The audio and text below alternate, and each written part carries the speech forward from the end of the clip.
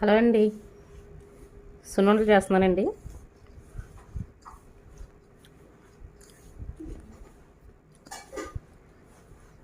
సాయి మినపగుళ్ళు శుభ్రంగా వేపేసి స్లో ఫ్లేమ్లో పెట్టి ఆపాలండి. అరకేజీ సాయి మినపగుళ్ళకి అరకేజీ బెల్లం అండి, పావు కేజీ నెయ్యి. పావు కేజీ మీద కొంచెం ఎక్కువే పడిందండి. ఇంకా నెయ్యి ఎక్కువ వేసుకుంటే సున్నుండలు బాగుంటాయి.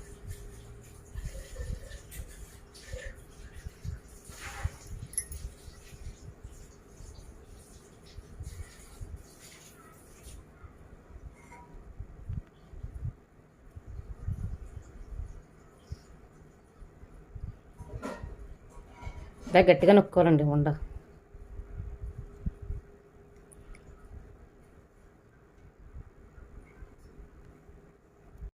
అంతేనండి, సున్నుండలు రెడీ.